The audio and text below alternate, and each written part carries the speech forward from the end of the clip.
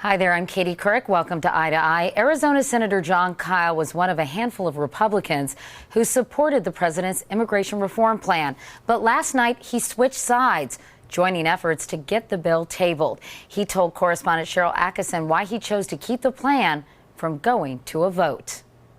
Senator, you helped negotiate this compromise, but last night you voted against moving ahead with it. Why? To bend over backwards to ensure that Republicans had an ample opportunity to get all of the amendments considered that could reasonably be considered.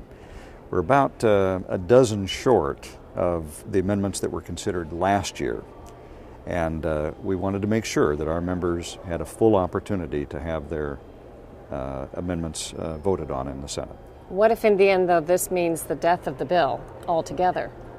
I'm very hopeful that it won't mean that. Both leaders, I think, now need to step up and recognize that in the context of history, a couple of days of debate and votes on amendments on this bill is well worth it if the end product can be passing a bill that will solve this immigration problem.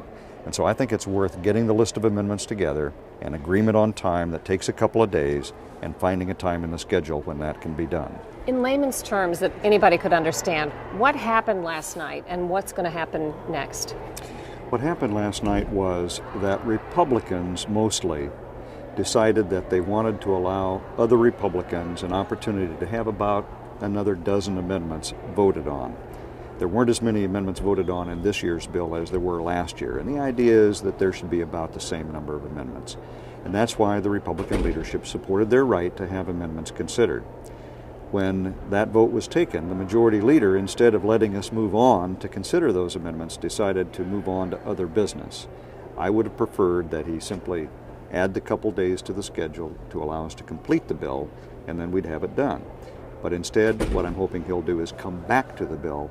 Once that list of amendments is prepared, he has a chance to look at it, and then we can complete action on the bill. Most people agreed before this became introduced that if this happened, if it didn't pass now, and if it was delayed, voted down, anything like that happened, that's pretty much it until after the presidential election. Why is that not the case?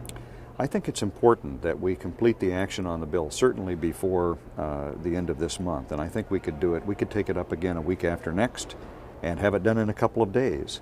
If we can do that, there's no question that this bill can be passed and sent to the president well before the end of the year.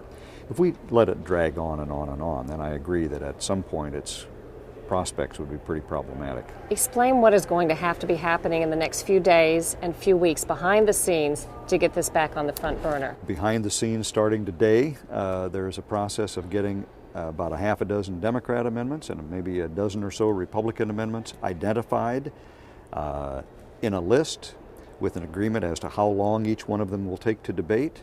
We add that all up, take it to the majority leader and say, okay, we can get this completed in, let's say, 2 days. Can you find a time on your schedule to do that? And then we can act on the bill. Hopefully, from my perspective, end up passing the bill at the end of that debate. Have you communicated with the White House, and what is the president's role in keeping this front and center? Been on the phone a couple of times with the White House already this morning. I think I'll be talking to the president this afternoon. He is very engaged. He wants to make sure the process can move forward, to ask, what can he do to help it move forward. I think he might be on Capitol Hill, by the way, as soon as he returns from his trip abroad.